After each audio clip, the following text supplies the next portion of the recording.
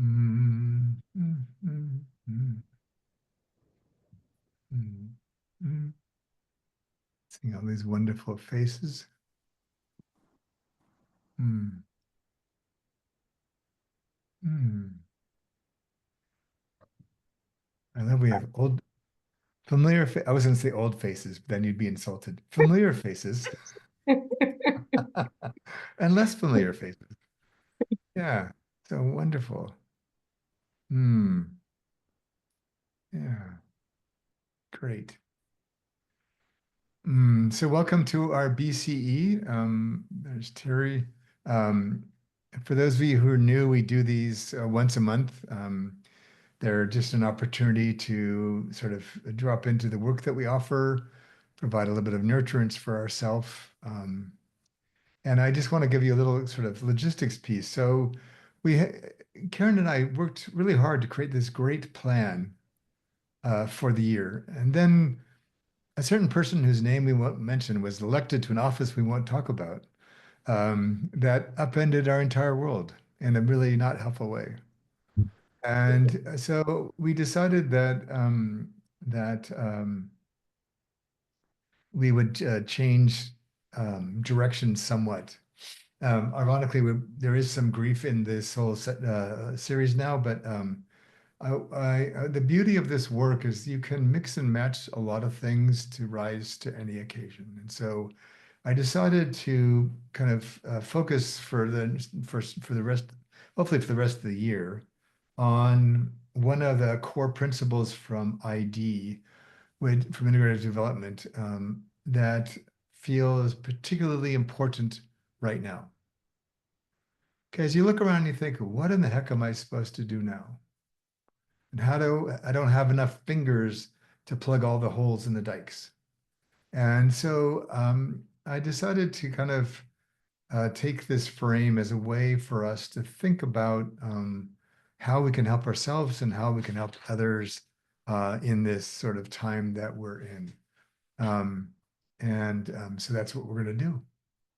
And we'll have a couple of opportunities, to be exact, where you'll be invited into some breakout rooms to have some more intimate conversations about this. Um, but yeah, and as we go, Karen is our wonderful host and has been for a while. So she's been my sidekick in this for quite some time and quite a delight that way. And so she'll be monitoring the chat box. So if you put things in there, we love to get your voice in the room. You're also welcome at any point to raise your hand if you want to speak out loud. Um, but let me just put up the slides because I have a sort of um, an opening quote that I'd like us to think about as we begin. There we go. So here we are. So we're going to just, those of you who have taken ID will recognize this frame, but we're going to do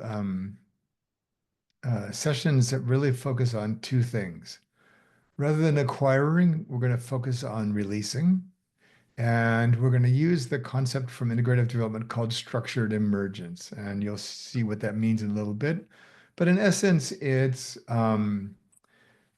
noticing what's emerging, creating enough structure around it to get a sense and meaning of what it's for and what we should do.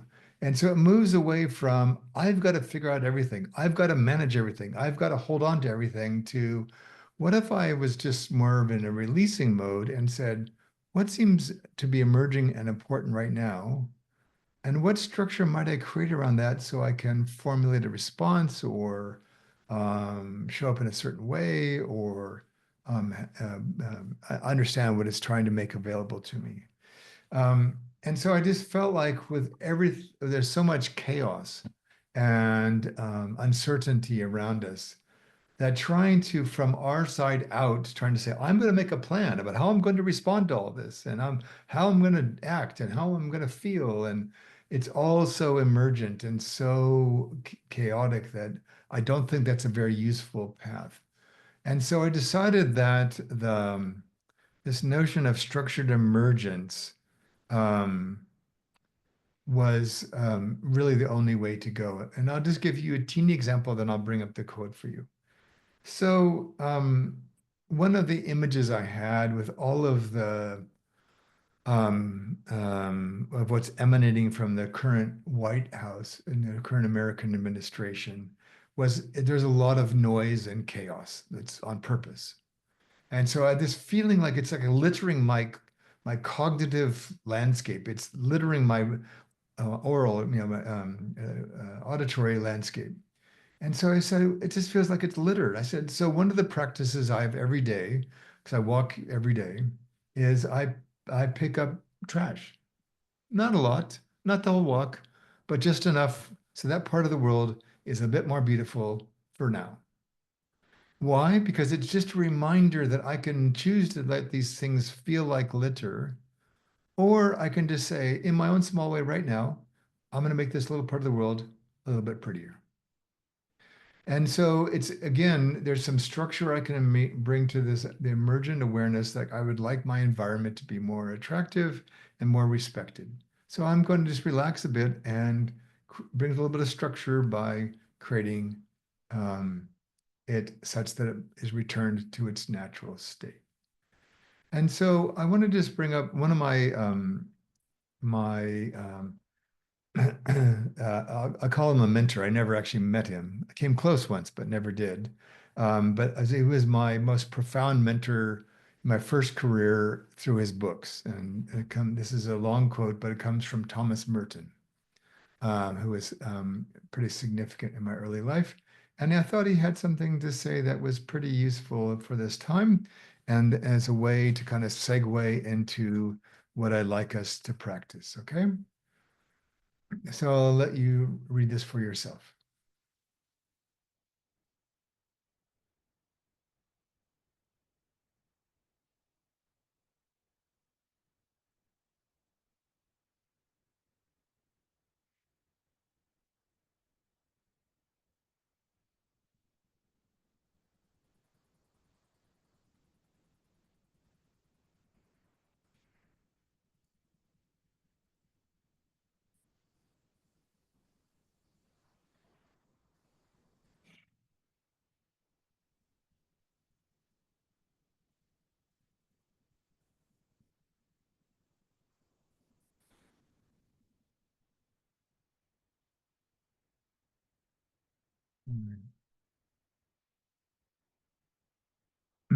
So I'm happy to hear from anyone that if something has sparked in this for them, or you recognize some of these words for yourself. And again, you're welcome to post in the chat box, or if you'd like to speak, just let us know. Hi, everyone. Uh, so this is Noor, and this quote I think is gonna So somebody's talking that we cannot hear. me. Can you hear me now? I can, yes. Sorry about that. I don't know. I was on mute. Ah, this is Um, Noor. Yes, yeah, there, I see yeah. you now. Hi, this is Noor, and I was saying that this quote, I'm just gonna hang it up in my room because it speaks to me. Mm, Um, I'm an activist. I'm a feminist activist. And, back home in Syria now, things are very, very chaotic. And my immediate family was affected. And when I was reading this, and I was like, wow, violence. mm, I was, it makes sense to me because, especially the second paragraph, like to allow mm, oneself to be carried away. And I want to help everyone, and I want to make sure that the world is okay. And I want to do all this. mm, Nothing really helps. And I also want to grieve the death of my close family. And I'm glad that Thomas' words helped me just mm, be seen and just, it comforts me that I'm not the only one who feels that. mm. Yeah, Yeah. that's what I wanted to say. Thank Thomas was a monastic priest, but he was so successful with his writing and his teaching that he was forever playing hooky and leaving the monastery to go out into the world. And then they would come back and then they get mad at him, but then they realized he was doing such amazing things that they couldn't hold him down anymore. So, yeah. Is there anybody else that would like to share anything while we're here? Yeah, I can share, Christopher here. Yeah, is that Christopher? Yes. So this quotes remind me of my earlier days when I worked in international development and peacekeeping, and remember how overeager I was from to start my first assignment in Afghanistan, and how I could see and meet people there who have worked there for many years, and getting really so destroyed navigating between these different theories of change and everyone trying to do something and very often working against one another without understanding and noticing because everyone was so locked into their own way of thinking and being, and how easy it is for us to get lost in these narratives Mm, and to externalize or to be pulled into those externalities as opposed to actually returning to ourselves and finding our own mm, sense of groundedness that can help us to then engage in different ways. mm, And particularly in these times where everything is so noisy out there, we might feel we need to yell even louder, but I mhm. think it's just the opposite. It's Exactly. the, yeah. And I have my microphone closer to me now. Sorry about that, Karen. All right. Karen, is there anything in the chat box you'd like to bring forward? Yeah, Terry Hill said that the Mm, third paragraph speaks to her. The mm, frenzy kills the root of inner wisdom. mm, And boy, the intersection of the frenzy and the root and wisdom, mm. mm, what waters it and what blocks it. Mm. Yeah. And David writes that it reminds me of the question, what is mine to do? And having Mm, the discipline of accepting that everything is not mine to do. mhm. Yeah, and also I also appreciate it in that sometimes that question can also be paralyzing because there's so many choices and so much to be done. And so again, one of my small practices, there's a place where I get bread twice a week, and I have to ride my bike as one does in Amsterdam to get there. And I pass through four distinct ethnic neighborhoods to get there. And one of the things I really appreciate about Amsterdam is that every ethnic neighborhood is intact and vibrant and welcomes outsiders, and it's really the integral part of the community. And so I try to make a point every day on my bike ride to um, be present to people as I'm riding, to say hello, to greet people. Again, because I just feel like that's the capacity I have. It feels fruitful in that moment, and it allows me to just feel like um, I'm just, yeah, contributing in my small way to, again, make those little minute experiences hopefully a little bit warmer for people and receiving from them. And so, um, yeah. So I'd like to just kind of move on and just set us up for our activity. So this is just mostly here for um, just for those who've been here before, our wonderful woman doing yoga pose is still with us, but she's on a different slide now. So I didn't want you to miss her. Um, so this is one of the fundamental teachings from this last year. Um, and what I started to again realize that particularly when things are so uncertain, trying to like move from ourself out to plan and go do is more problematic. And I started to realize that the people, when we mature ourselves enough, we can be self-regulated and present and aware enough to notice what's being asked of us in the moment. Going back to Christopher's sharing. So rather than I'm locked into my agenda or my objective or my story, which then sometimes can be useful and sometimes keeps us from seeing what's actually happening and what actually is possible. And so what we're focusing increasingly on in this work is how do we notice what is and be with what is. So what is true, what is real, what is happening. And this idea, so then rather than saying, oh, I've got to go do something about that, actually release ourselves into what's being asked of us that's emergent in the moment that with some structure from us or from elsewhere allows me to be in service of what has been revealed. So it's almost like this, we're almost in real time responding to what we're noticing and watching how that affects what we're noticing and then continuing that process. And you can use our breath for this. We can use movement. We can use words. We can use our mindfulness. But what allows us to do is to stay current as best as we can with what's actually happening as what's in front of us is unfolding. So an example would be like you're in a conversation with somebody you care about, and all of a sudden it sort of something happens and it has the early stages of becoming an argument. Or maybe it's the latter stages, it becomes an argument right away.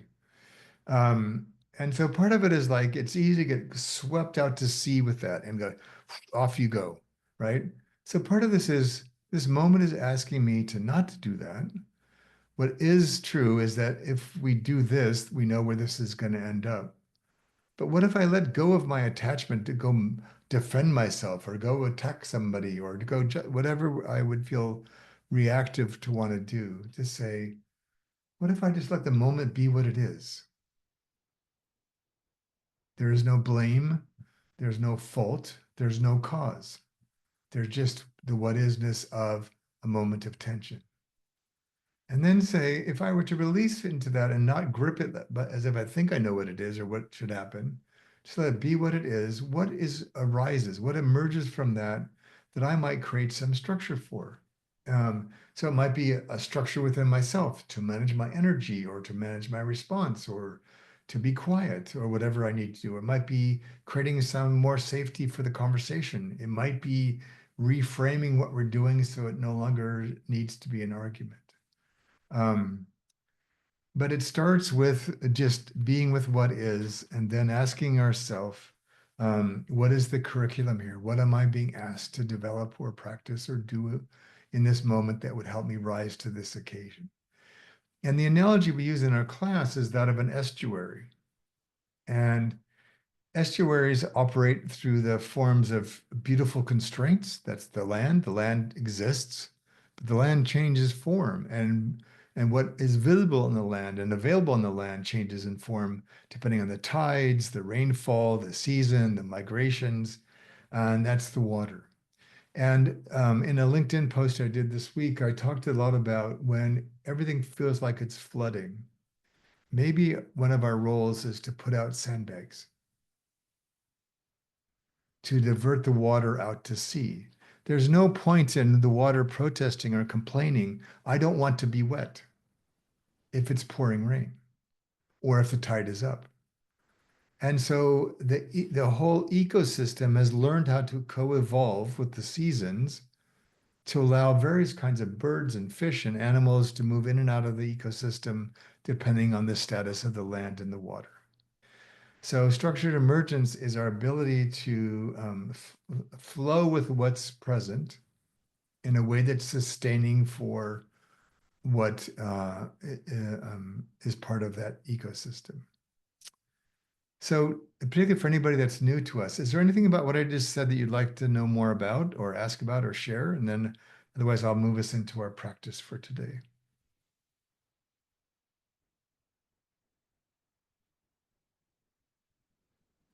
Could you talk more about, or maybe I can read it on LinkedIn, just like what you shared. I can read it myself. Yeah, you can. Yeah, it's because I like the concept of when there's like of water, we get sandbags. In my case, I never thought of sandbags. No, you have That's plenty of why. sand where you're from. Yeah. Yeah. But I just listed some examples like I shared with you about ways in which for that moment in time or that person, the flood is not affecting them. The tensions that are around us are in that moment of time, we can create a different kind of container of relationship.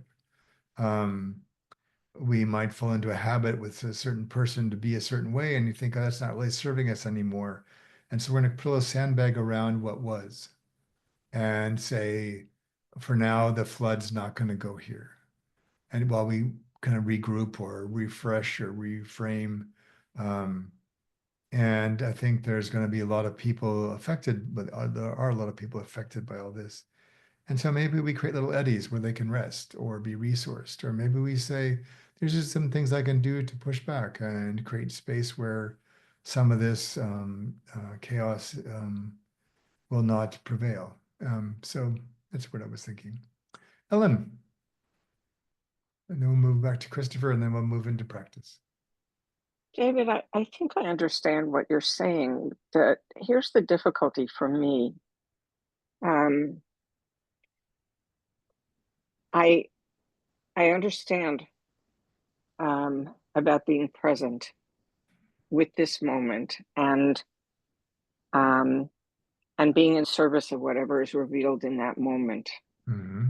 But every moment is not the moment that I am engaged in. There are other people experiencing other moments. Mm-hmm. And if all I do is stay present in each moment, I feel like I'm being an irresponsible member of the world. Now, I didn't particularly identify with the Thomas Merton because I don't feel like I'm engaged in frenzied activity. I feel quite the opposite. I feel paralyzed because I only want to engage in something that feels effective. And I don't yet see clearly what might be effective. Mm-hmm. But I feel like I need to do something more. I mean, I've been working very hard to create peaceful moments and to engage with everybody I see on the street. Mm-hmm. But it feels so inadequate. And it is. Yeah. So part of I think it's one of the challenges for those of us who grew up in a different generation where what was ours to do was more clear. It wasn't always easy, but it was more clear. It's not now. And actually, except for maybe Noor, the I might even include you, Alex, in the outer reaches of this, but um, there's a new generation that I think we need to learn from, who are doing things very differently. I was reading the stories about what's unfolding in Turkey today. There was some really nice commentary about this.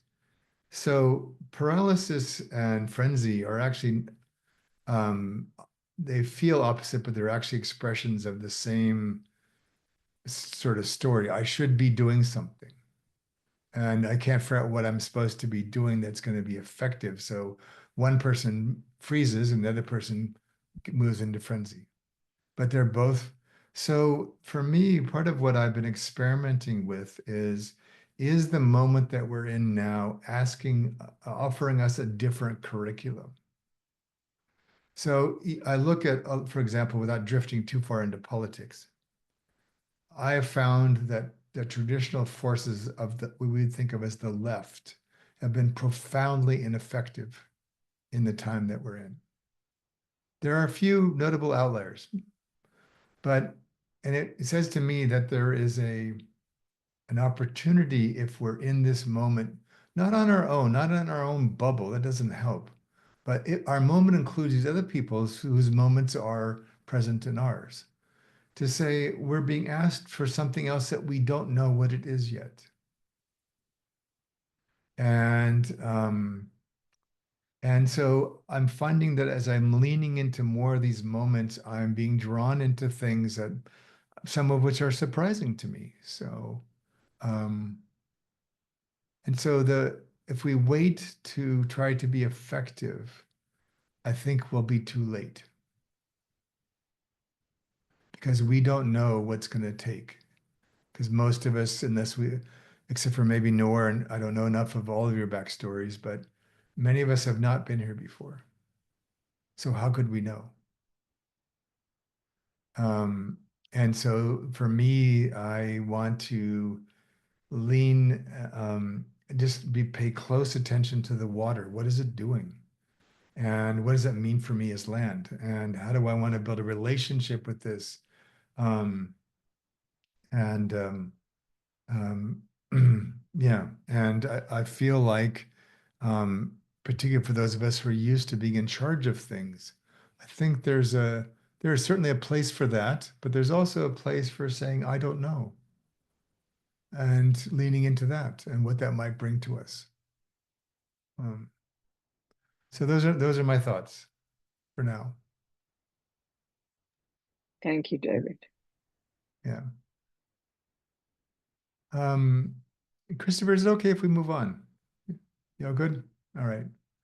So this I want to go back to our full circle, but I want to just do it in a particular way today. And so again, if you're new to us, let me just put that slide up. So what I'm going to ask you to do, and Ellen, you provided a great example of this, is just as you think about today as a moment in a way, and kind of where you are and where your sense the world is and where you are in relationship to the world and what's important to you. Just to kind of, you don't have to have a clear image or a clear goal or anything. It's just this is an opportunity for you to notice what is for you right now. Um, and and as we move through the activity, just see what images come up or sensations or emotions. And as you move through the awareness of what is for you, I'd like you to notice um, what is it you need to be more present to what is. And so for Thomas Merton, it was what to do with frenzy. For people like Eileen, and it's how do I be with my paralysis? Especially if paralysis is not a natural state for us. And just notice what comes up. What do you wish you had in yourself or around you that might help you to deepen your presence with what is as you move through the practice? Okay? Wherever you take this, whatever comes up for you is exactly perfect. Okay? Are there any questions? And so what I'm going to do is I'm just going to walk you through the 4 phases as a meditation. And then Karen, if we could have the groups ready to go in a minute or so after we finish the meditation, then there's 2 questions which Karen will put in the chat box for you. And they're also on the next slide, but that I'd like you to address in your small groups, okay? So if you wouldn't mind just making yourself a bit more comfortable perhaps, and you might find it valuable to close your eyes. Um,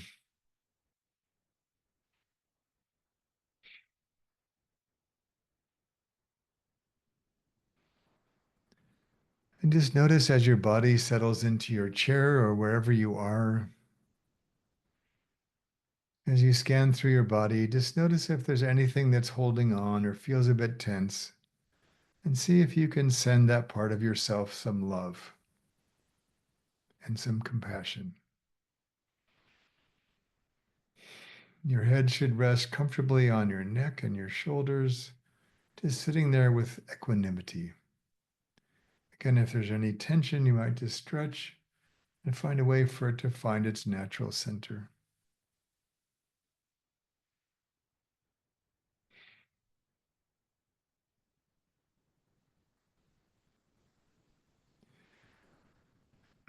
And with your next exhale,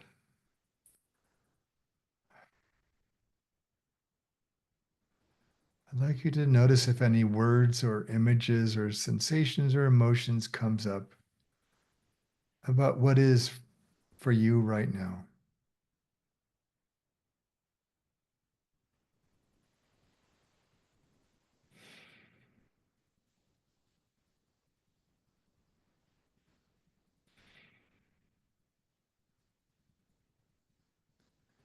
As you become aware of what is, there's no need to label it or change it.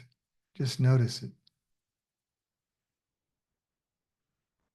For myself, in doing this right now, I'm noticing a shuddering that's moving through. There's no need to understand. Just let it be part of what is. And as we move through the practice, is there something about this that you might want to release and let go? This letting go could be actually leaving it behind, or it could be letting go by falling deeper into it. You decide. But what is the out breath inviting you to release? Maybe it's even accepting what is as a start.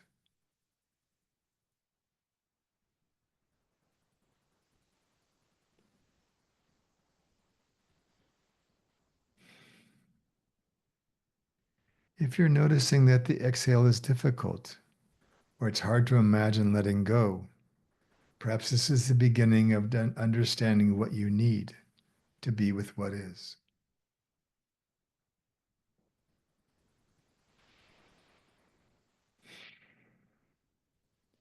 And again, if your mind will want to get involved to understand and do something about all this, just thank your mind for its care and let it be.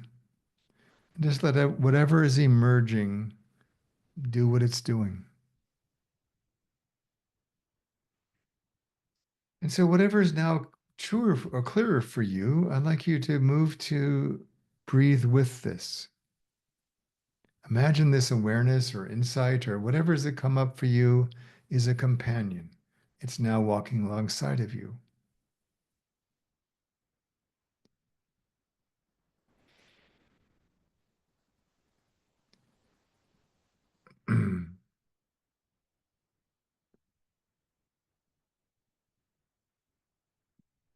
What is this asking you to release, to let be?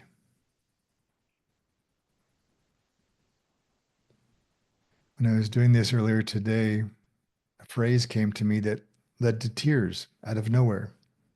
I didn't know what it meant or why it was there. But in practicing this, I could just breathe with it and let it be what it was. And what it was became clearer later in the day.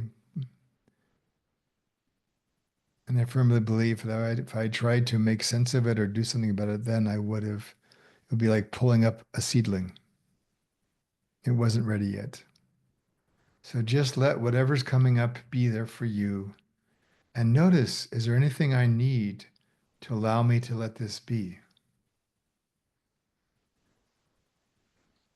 So if we go back to Ellen's example, what if we could just breathe with our paralysis?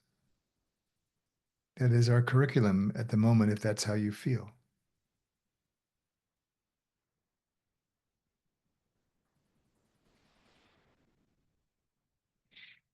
And you may notice some changes in your breathing as you let more of this just be.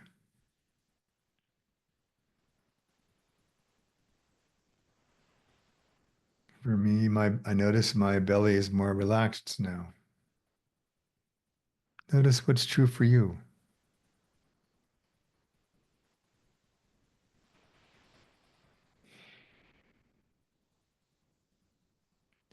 And as we relax more into what is, we begin to come out of this into what's next, which is what if we could breathe into what we're now experiencing, provide more oxygen?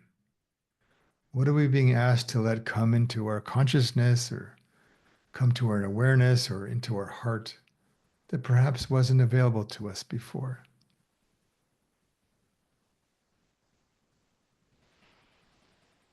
So in this phase of the meditation, you might want to pay particular attention to your in-breath and feel it come all the way up from your belly.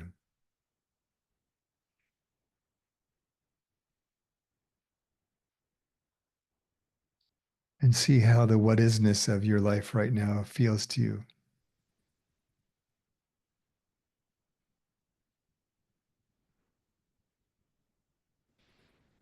Is there anything you need to be with what is now?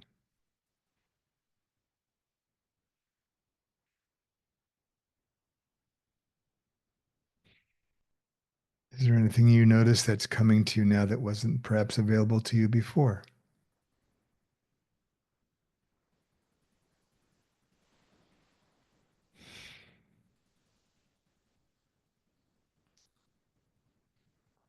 And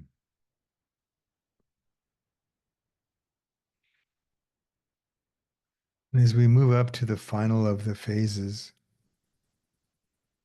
whatever is now present to us, we can now breathe through it. It's no longer just our companion, it's now part of who we are, at least for right now, to whatever degree that's possible for you. It's, it's your life, it's not a test. And the release here is to hopefully feel a greater sense of flow as we breathe through what's now available to us that perhaps was less so just a few minutes ago.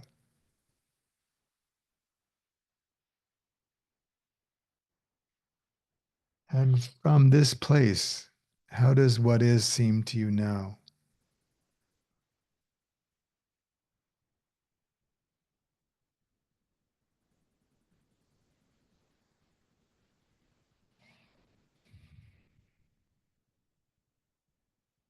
And what would help you bring this to life?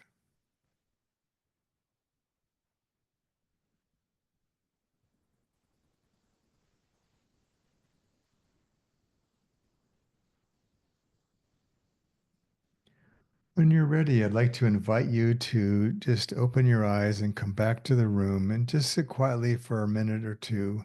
If you want to take any notes, please do. Otherwise, just sit. The work is already happening. And then in a minute or two, Karen, if you would open up the breakout rooms. And these are the questions that I have for you.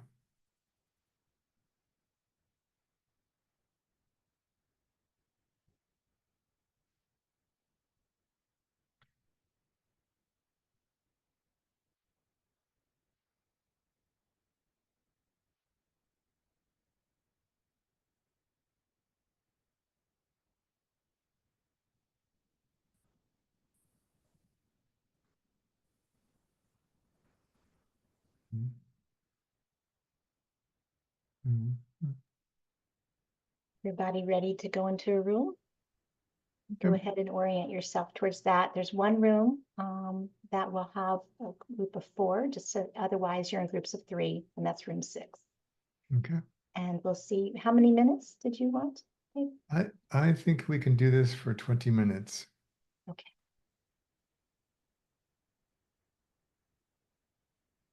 Whoops. All right, we'll see you back here in 20 minutes, folks. There we go. Um, all right. So just a quick piece of housekeeping. So as you saw in the chat, we had originally planned these this year to be an hour because we were planning something else for you. And then we've, for a whole host of reasons, not the least of which these was the US election, we decided not to do that. We decided just to make these go back to their original format for 90 I minutes. didn't know that. Hmm. Yeah. So if you need to leave at the top of the hour, go with our blessings. We totally understand and apologize. The rest of this will be recorded, and so you should have access to that. And then all the ones for the rest of the year will be 90 minutes again, like it always has been. So I do apologize for that if you have to go. So And I've just put in the chat a link that you can find the YouTube posting of this 90-minute event. So you can always go back and just look at the last part. yeah, Okay. yeah. And perhaps what I could ask from an administrative perspective, should you have RSVP to the upcoming BCE sessions and want to make sure that you protect the proper 90 minutes in your calendar, I suggest to cancel the RSVP for now, as I can go through the event list and make sure that they're all listing 90 minutes, and then you can RSVP again, and then it will show up properly in your calendar, so that you don't by accident have an overlapping appointment or something else going on. Thank you, Christopher. Yeah, I thank will you. do that tomorrow. Okay. All right. So I'm just really curious if there's anything you'd like to share about what emerged in your groups. Hmm. Hmm.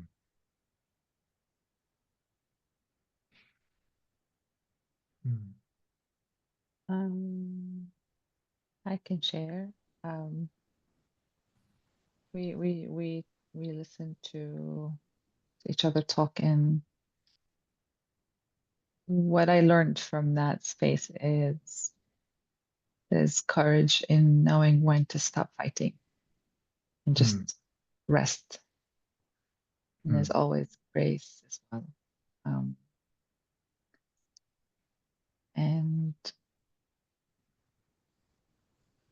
it's just about not forcing ourselves when we're not fully ready, even when it's like when we're Yeah. meditating and we're just, you know, checking in and seeing what comes up, even if Hmm.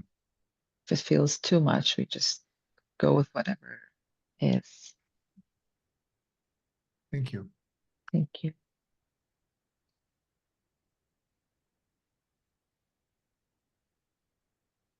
Hmm. Hmm. Oh, yes, that'd be a good idea. Hmm.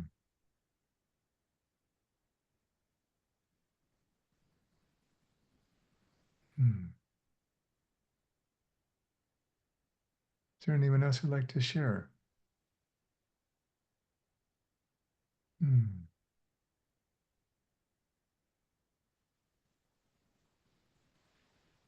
Hmm. Hmm. Hmm. I am not on camera today. We had the sudden death of a beloved pet last night, Hmm. and it was such a blessing to be here today, to be able to Hmm. come today. Hmm. And in my group were two people that are struggling with pet issues. The three of us Hmm. together. Hmm. It was a blessing. Hmm. Mm. Hmm. Thank you, Deborah. Thank you. Hmm. Its own unique struggle, isn't it? Hmm. Mm.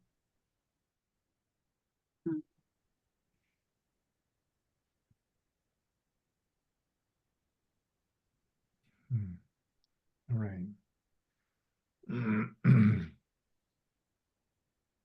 So I think of the um, so what I'd like to do is just put up another slide, and I feel self-conscious knowing we have a choreographer and a dancer in our midst, Justine. But I'm going to put it up anyways. And I want to use this as the sort of foundation for another practice.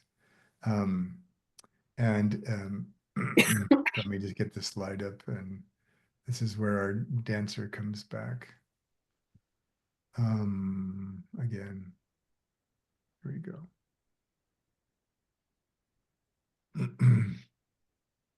Yeah.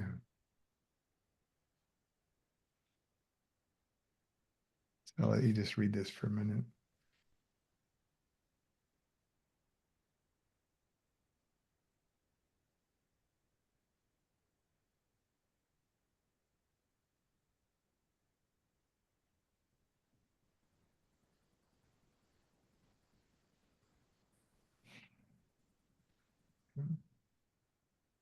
Um, in all my years of learning yoga, this was the hardest thing to learn, was to get out of my head. And as opposed to trying to make my body move into a pose, which never worked. And recognizing that I was the pose. And so for me, I just want to draw this as a sort of an extension of what we've been doing, as opposed to I've got to contort myself to do something or become somebody else, or I've got to spend 24 hours a day carting sandbags around or whatever. in our mind trying to figure out what to do. And there are things to learn. There are things to pay attention to. There are things that are effective. Um, but it comes actually from kind of, for me, up through the ground and up through our foundation and through all of ourself, as opposed to trying to make things happen with our head. Um, so as you think about kind of where you ended the first breathing practice, wherever that was, is totally fine and exactly where you need to be. And so what I'm going to do is a much briefer sort of move through the circle again, um, and focus this time on, rather than focusing so much on what is, we're going to focus now on what emerged for you about what you need. And maybe there's something in this slide that's up there right now to kind of give you some clues about that. But just to really focus as we move through with whatever you ended with last time, asking yourself, what is it I'm being asked to notice about what I need right now? So Nora gave a great example. Maybe I need to stop fighting for a day and just rest. Maybe that's the best thing I can do. The beauty of Taoism, which as we know, I've studied a lot this last year in particular, that will weave its way more and more into the BCEs even, is that it was founded in a period of Chinese history that's very much like the one we're in right now. So I find it quite insightful. But for now, I'm just going to invite you, I'll put this up again so you have this as a landmark if you'd like to just get a visual memory of this. But we're just going to spend a few minutes kind of moving through this again. So if you would just close your eyes again.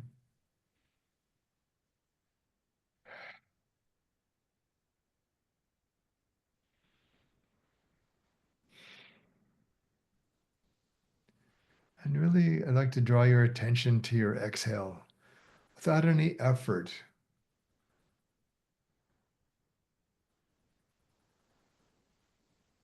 Letting your body release as much as possible of anything you've been carrying so far. To allow yourself to sink deeper into what is. So it could be the grief of a pet, the loss of a loved one, uncertainty or paralysis about what to do. Wherever you ended up is fine. And as you breathe out, just notice again more deeply, what do I need most right now? Not so much even in terms of doing, but scaffolding for our being.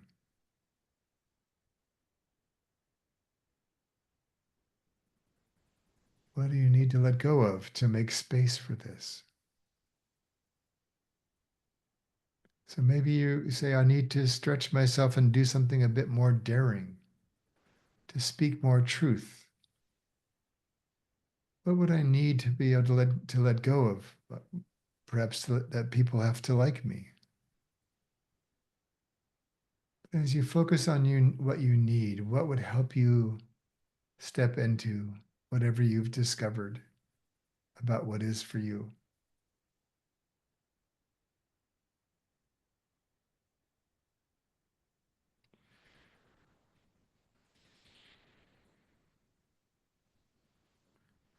And as you breathe with whatever is going to resource you, how can you let that be? So it's not saying, I don't care what people think about me. It's letting it be that it's important to me what people think about me. And I'm just going to let it be there for right now.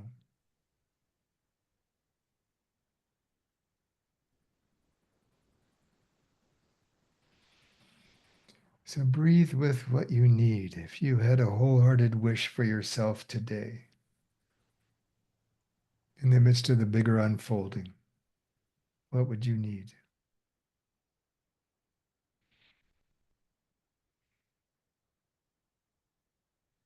And this might come up as a sensation in your body, an image, an energy, a word, a picture, a superhero.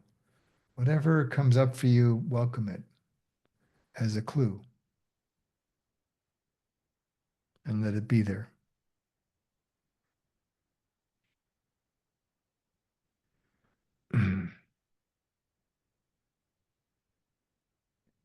And with whatever is coming up, can you breathe into it?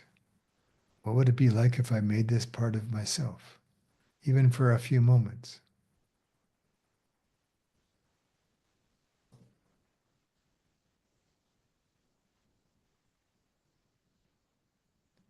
And what could I let come that might resource and scaffold me in this moment in time?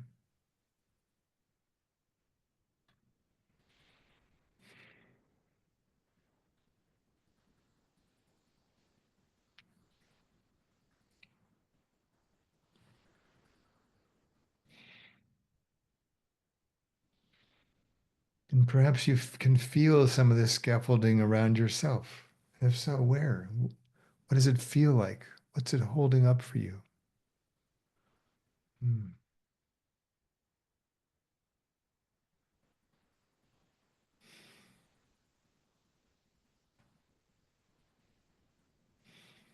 And then lastly, if we breathe through whatever has emerged for you about what you need, see if you can allow it to be there for you, such that you can feel more of a sense of flow.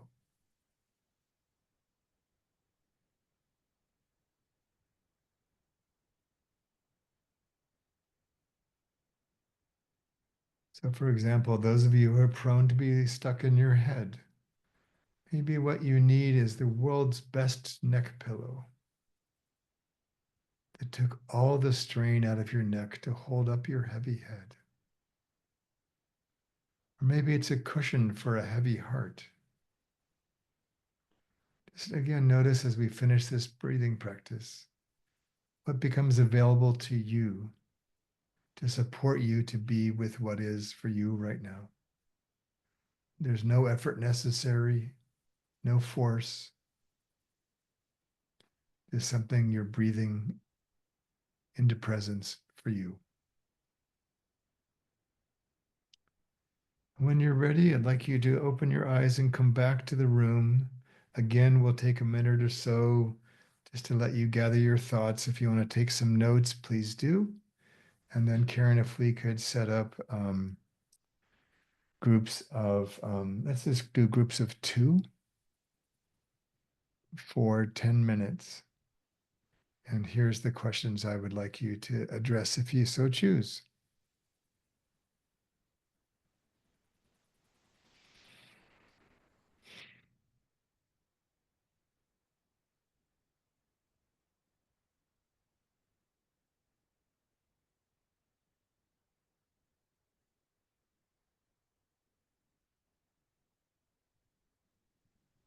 All right. Okay. What's that? Anything before we Nope. go back to the rooms, and we've recreated it so your the universe has put you together, however that is. Okay. Okay. Anything before we go, folks? Okay. Nope. Okay. Enjoy.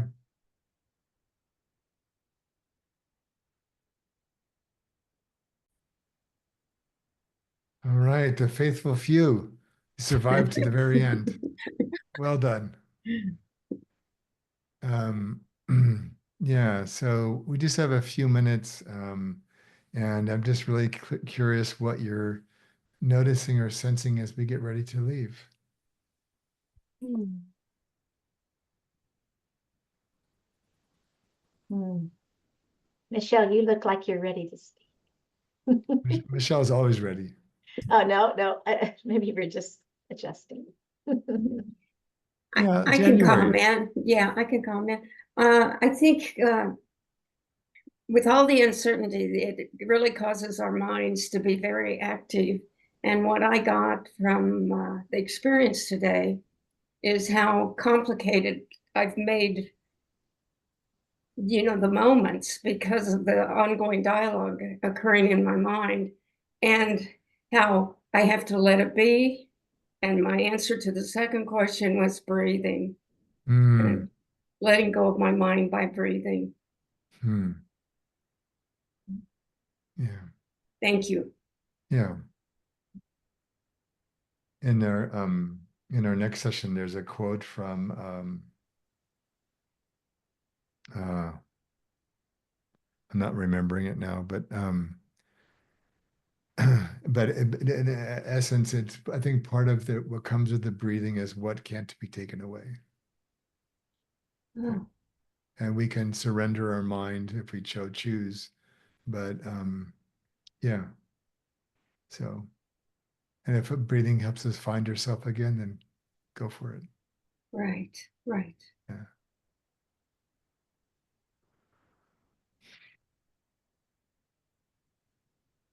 Is there Thank anybody you. else? Oh, I will share things David gave me the Yeah. invitation. Actually, it was, thank you, Brenda. Like, it was just a lovely conversation. And just thinking about what Brenda said about the scaffolding that came through for me was the power of my hands. oh, And it, yeah, and how that they represent so many things for me now. And now I've stepped into this new moment. I feel a lot of release, whether it's through hugging, carrying me, just so many things just from that experience. It all started with guilt, David. So it's even, you know, bringing it, pulling it apart even. So, yeah. So thank you. And You're thanks, welcome. Brenda, for listening. Thanks, David. You're very welcome. One thing that she didn't say, if I must speak, is that the hands represent appreciation and worthiness for herself. So every time she can look at her hands and see, you know, when she's in doubt, she can start to feel appreciated, you know, Yeah. as well, and worthy. And there's enormous amount of power in your hands today, Michelle, that I've not Yes. seen before. I can feel it from you. Yeah. Yeah. Yeah.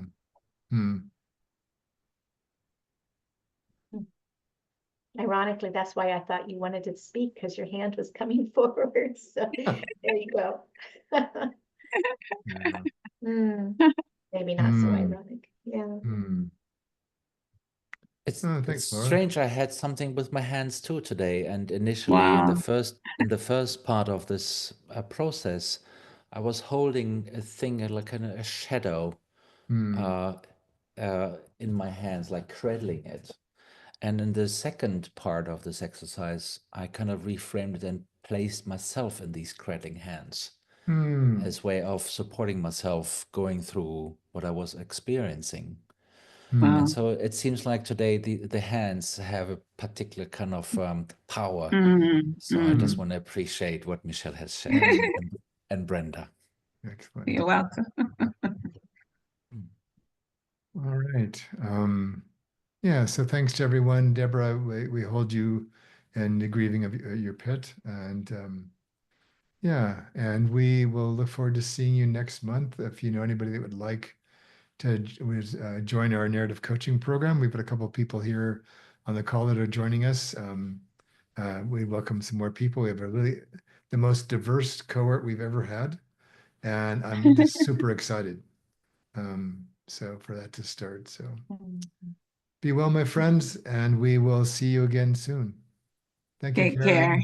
Good evening. Right. Bye. Bye. Bye. Bye. All hands Lovely are to see you, waving. Karen. Good Lovely to see you, Michelle. Karen. Bye-bye, always. Always. Okay. All right, David. All right. You had a long day. And I've got more to do now. So No, goodbye. yes. And I'll see you around. Thanks, Karen. Bye. Appreciate it. Bye. Yeah.